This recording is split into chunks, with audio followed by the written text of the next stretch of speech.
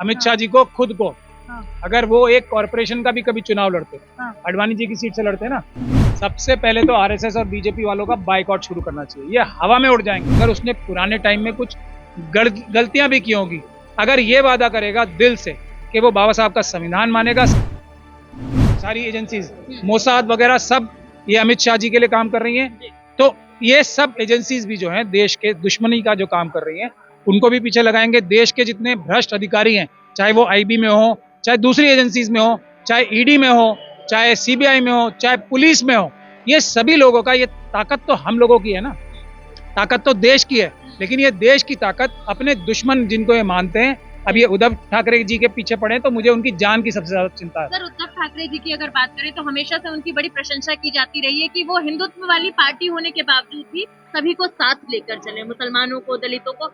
अब क्या लगता है, दोबारा कहीं ना कहीं वो अपने पैर पसार पाएंगे राजनीति में, दोबारा उठ पाएंगे, और क्या मुसलमान भाई वहाँ साथ देंगे? नहीं, देखिए, बुनियादी बात यह है कि सबको ये समझना चाहिए कि जो मनुवाद की बुनियादी मानसिकता है, सबका माल मेरा, मतलब कम से कम लोगों के हाथ में सबका माल आना चाहिए, सबके अधिकार आने चाहिए, सबकी प्रॉपर्टी आनी चाहिए, सबका शिक्षा का अधिकार आना चाहिए, सबकी नौकरी आनी चाहिए, सब कुछ खा जाने का जो मानसिकता है, जो भी उसके खिलाफ थोड़ा सा भी जाएगा वो इनका दुश्मन हो जाएगा। यही बुनियादी बात है। तो मुस्लिम कम्युनिटी की बात छोड़ दीजिए आप, एससी, एसटी, ओबीसी, माइनॉरिटीज, मुस्लिम, सिख, क्रिश्चियन, बौद्ध, हम जो अम्बेडकरवादी लोग हैं, बुनियादी तौर पे जो भी व्यक्ति दिल से बाबा साहब का संविधान मानेगा और उसके रास्ते पे चलेगा, अगर उसने पुराने टाइम में कुछ गलतियां भी की होंगी, अगर ये वादा करेगा दिल से कि वो बाबा साहब का संविधान मानेगा, सबको बराबर मानेगा, सबका अधिकार बराबर के देने की चेष्टा करेगा और भाईचारा बढ़ाएगा, तो कोई भी एससी, एसटी, ओबीसी, माइनॉरिटीज के लोग उसका साथ देंगे ही देंगे। मगर सर, सवाल वही है ना कि क्या पार्टी के चिन्ह के बिना और पार्टी के नाम के बिना दोबारा सत्ता में आ पाएंगे या नहीं आ पाएंगे? अब हिल गई सरकार। बात सुन लीजिए, सबसे पहले तो आरएसएस और बीजेपी वालों का बाइकआउट शुरू करना चाहिए। ये हवा में उड़ जाएंगे। इनका जमीन पे, धरातल पे तो कुछ नहीं है ना, सिर्फ चोरी, डकैती, लूट। चोर के पैर कितने होते हैं? जितने भी आरएसएस के बड़े बड़े कार्यकर्ता हैं, जितने भी हैं, और जितने भी बीजेपी के बड़े बड़े कार्यकर्ता हैं, उनकी आप पहले और बाद की स्थिति देख लें, वो कहीं ना कहीं अडानी की तरह ही है। अडानी जैसे 2014 और खासतौर पे 2018-19 के बाद जैसे जमीन से लेके आसमान तक पहुंच गया ना, वैसे ही आप अपने अपने घर के चारों तरफ देखें, ये चोरी और डकैती करके बीजेपी और आरएसएस के कार्यकर्ता सब अडानी की तरह प्रोग्रेस किए हैं। सबके, किसी की झोपड़ी थी तो आज वो महल बना के बैठा है। तो उनको आइडेंटिफाई करके इनको बाइकआउट करना है, लोगों के सामने एक्सपोज करना है। आप ये छोड़ दीजिए, जीतने की बात तो छोड़ दीजिए, ये ईवीएम से कितने वोट ले पाएंगे, ये है असलियत। सच्चाई इतनी है, अगर ईवीएम से इलेक्शन ना हो तो बीजेपी को मुझे नहीं लगता 2% से ज्यादा वोट पूरे देश में कहीं भी आएंगे। ईवीएम से इलेक्शन ना हो, जितने भी वोट इनके अब आएंगे वो ईवीएम के माध्यम से आएंगे। इसका हमें ध्यान रखना चाहिए। कितनी गड़बड़ कर लेंगे, जनता इतनी ज्यादा खिलाफ है। मैं तो ये आह्वान करना चाहता हूँ सभी पॉलिटिकल पार्टी से, आइडेंटिफाई करें और सोशल मीडिया पे बिफोर एंड आफ्टर पिक्चर लगाएं हर एक आरएसएस के, हर एक बीजेपी के कार्यकर्ता की। उससे देश को इनकी असली चेहरा पता लगेगा कि ये लुटेरे हैं, ये चोर हैं, और इसके अलावा कुछ नहीं। लेकिन ईवीएम के बारे में आप लोग हर बार बोलते हैं, लेकिन फिर भी हर बार के चुनाव जो है ईवीएम से ही हो जाते हैं, क्यों नहीं रोक लग पा रही है? अभी तो एक स्टडी आ गई ना, मोसाद कर रही है ये भी काम। इजराइल, जो ज़ायनिस्ट ताकतें हैं इजराइल में, वो कर रही हैं। खुद इजराइल के अंदर देखिए कितना बड़ा विरोध चल रहा है। जो कुछ इजराइल में होता है, जो वहाँ की ज़ायनिस्ट ताकतें करती हैं, वो ये रेप्लिकेट करते हैं। बुलडोजर कहाँ से आया? ये जो ईवीएम में धांधली की अभी बड़ी रिपोर्ट आई है कि ये मोसाद और इजराइल की एजेंसीज कर रही हैं। ये सिर्फ भारत में ही नहीं, बहुत सारी जगह इलेक्शन फ्रॉड जो है इजराइल की ज़ायनिस्ट ताकतें करा रही हैं। खुद इजराइल के अंदर वहाँ पे बहुत बड़ा आंदोलन चल रहा है कि वहाँ पे जो न्यायपालिका है उसको कब्जा करने के लिए ज़ायनिस्ट फोर्सेस जो हैं उस पर कब्जा जमाना चाहती हैं। जैसे भारत में चल रहा है ना न्यायपालिका को अपने कब्जे में करने का, ये सब वहीं से सीख के आते हैं। मनुवादी और ज़ायनिस्ट ताकतों में एकता हो गई है। तो ये ईवीएम का खेल भी मोसाद कर रहा है, इजरायली की जो एजेंसी है वो कर रही है। लेकिन सर, आप कह रहे हैं कि भाजपा ना आए, लेकिन अमित शाह तो लगातार बड़े बड़े दावे कर रहे हैं कि भाजपा ही आएगी भारी बहुमत से। ईवीएम का खेल इतना नहीं चल पाएगा। अमित शाह जी को खुद को, अगर वो एक कॉरपोरेशन का भी कभी चुनाव लड़ते, आडवाणी जी की सीट से लड़ते ना, उनकी हकमारी करके, जो अपने पिता तुल्य लोगों को इस हद तक पहुंचा सकते हैं, जो अपने भाई तुल्य हिरेंद्र पांड्या क्या है उसकी आज तक इन्वेस्टिगेशन हुई, ये इनका चाल चरित्र चेहरा है। और एक कपिल मिश्रा जी हैं, आप सब जानते हैं ना उन्हें, उन्होंने जो संविधान जो एक असेंबली है उनमें एक लंबी स्पीच दी थी अमित शाह और मोदी जी के बारे में कि महिलाओं के प्रति इनका क्या रवैया है, किस तरीके से एक स्टॉकिंग की थी एक महिला की पूरे सरकारी तंत्र का इस्तेमाल करके।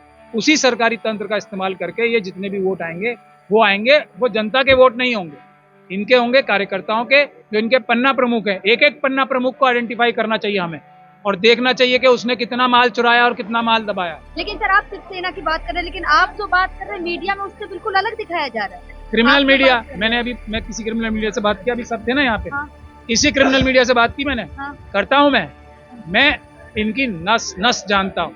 ये क्रिमिनल मीडिया तो इन्हीं की स्पॉन्सर्ड मीडिया है ना। मैं आप लोगों से जो ईमानदार मीडिया सोशल मीडिया की उससे क्यों बात करता हूँ?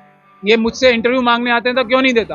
क्योंकि ये सब लोग भी इनके साथ इस साजिश में शामिल हैं, देश को कमजोर करने की, देश को टुकड़े टुकड़े करने की, हिंदू राष्ट्र बनाने की। और हमारी सरकारें आते ही जैसे ही आएंगी, हम इन सभी बड़े बड़े जो चेहरे आज के टाई और कोट पहन के नजर आते हैं ना आपको टेलीविजन पे, ये सब जेल में मिलेंगे और लंबे टाइम के लिए जेल में मिलेंगे। मैं ओपन ऐलान कर रहा हूँ, और इसलिए नहीं कि ये खिलाफ खबरें कर रहे हैं, इसलिए क्योंकि ये अपराध कर रहे हैं। इनके सबके घरों में ईडी के रेड होगी। ये जितने भी है ना, ये सब बड़े बड़े जो आप देख रहे हैं, ब्लैक एंड व्हाइट और ये white, nation wants to know, ये सब ये हैं असली जिनके घर ईडी की रेड्स होनी चाहिए। इनकी क्या, मैं कहता रहा हूँ, ये सब राष्ट्रवादी तो बताते हैं, लेकिन ये हिंदू राष्ट्रवादी है जो भारत के संविधान के खिलाफ जाके भारत का संविधान खत्म करके मनुस्मृति लागू कराना चाहते हैं। इनकी सभी की जगह लंबे समय के लिए जेलों में होगी, ये बात ध्यान रख ले। आप उस टाइम से डर के जो भी रिपोर्टिंग करनी करा ठीक है सर, नहीं, इनके बाप से परमिशन ले रहे हैं हम। हमारा देश है, हम ही रहेंगे और कोई भी देश के संविधान का विरोध करने वाला नहीं रहेगा जेलों में रहेगा। लेकिन सर लगातार हिंदू राष्ट्र के लिए बड़े बड़े दावे किए जा रहे हैं, यज्ञ किए जा रहे हैं जगह जगह। बड़ी बड़ी जेलें बन रही हैं, जो ये बनवा रहे हैं ना एनआरसी के लिए, जो वो बनाए थे ना डिटेंशन सेंटर, उसमें ये खुद मनुवादी ही जाएंगे जो देश के संविधान के खिलाफ सपने ले रहे हैं ना हिंदू राष्ट्र बनाने के लिए। वो डिटेंशन सेंटर हम यूज करेंगे इन देशद्रोहियों के खिलाफ जो चाइना और पाकिस्तान से मिलकर भारत का संविधान खत्म करके हिंदू राष्ट्र बनाने के लिए, मनुस्मृति लागू कराने के लिए कोशिश कर रहे हैं। लेकिन सर एक तरफ बाबा बागेश्वर यज्ञ कर रहे हैं, वहीं दूसरी तरफ उनके भाई जो शादियां हो रही थी उसमें बंदूक और हथियार लेते नजर आए थे। मैंने आपको क्या बताया, इनका जो भी मनुवादी होगा उसका एक ही मकसद होता है, किसी का भी माल हो, अपने पराये को भी नहीं देखना, खुद अपने परिवार वालों का भी माल छीनना। उनको ये नहीं पता था कि उनका भाई अगर जाएगा वहाँ तो क्या होगा, चमत्कार।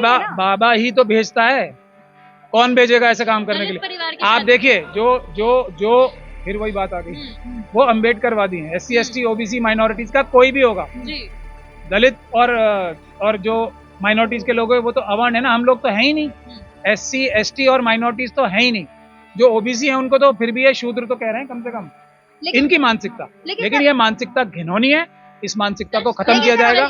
दूध का दूध पानी का पानी हो गया, अभी होगा, अभी हो रहा है, अभी होना शुरू हुआ। लगता है महाराष्ट्र के लोगों की संवेदनाएं अब उद्धव सरकार के साथ हैं 100%। सिर्फ पन्ना प्रमुखों को छोड़ के सिर्फ बीजेपी और RSS से जो पैसे ले रहे हैं 100% उनके साथ है।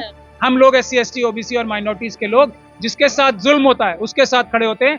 उद्धव ठाकरे के साथ जुल्म हुआ है, शिवसेना, असली शिवसेना उद्धव ठाकरे जी के साथ जुल्म हुआ है। हम लोगों के साथ हमारा फर्ज है कि हम जुल्म जिसके साथ हुआ है मजलूम के साथ खड़े हैं और हम खड़े रहेंगे। सर एक सवाल और है कि जो है क्या कहते हैं शंकराचार्य जो नित्यानंद आनंद है, उन्होंने कहा कि संविधान बदल जाए पर हिंदू राष्ट्र बने रहे।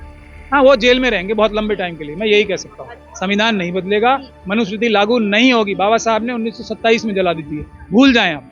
ये सब जेलों में रहेंगे, वक्त आने दीजिए।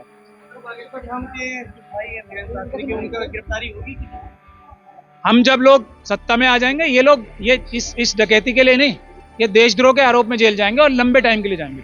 राजस्थान की जो घटना हुई है किस तरह से देखते हैं? वहां भी मनुवादी मानसिकता जो है ना, जो कांग्रेस के अंदर मनुवादी मानसिकता के लोग हैं, वो देशद्रोह की इस घटना जो कि इन्होंने कल मानेसर, ये गुड़गांव से मानेसर तक एक मार्च निकाला ना, जिसमें राजस्थान की पुलिस को ये कहा है कि आएंगे अपने पैरों से, जा नहीं पाएंगे अपने पैर, यानी कि पुलिस को, भारत के संविधान को, पुलिस फोर्स के खिलाफ बगावत करने का जो आह्वान किया ना इन्होंने कि हम आर्म्ड फोर्सेस के खिलाफ भारत की रिबेल करेंगे, मतलब बगावत करेंगे, तो वो सब लोगों आतंकवाद की घटना है। अशोक गहलोत की सरकार अगर इनके खिलाफ UPA में, UAPA में आतंकवाद का मुकदमा दर्ज नहीं करती तो इससे साफ जाहिर होता है कि वो भी उनके जो एडवाइजर्स हैं, जो उनके चारों तरफ लोग हैं, वो मनुवादी मानसिकता के हैं। दूसरी बात, उन्होंने अब तक बजरंग दल, विश्व हिंदू परिषद, जिन्होंने ये आह्वान किया है पुलिस को मारने का, उसके खिलाफ भी केंद्र सरकार के पास एक ये प्रपोजल नहीं भेजा है अभी तक कि ये आतंकवादी संगठन है, इनको आतंकवादी घोषित किया जाए, आतंकवादी संगठन घोषित किया जाए, आरएसएस, बजरंग दल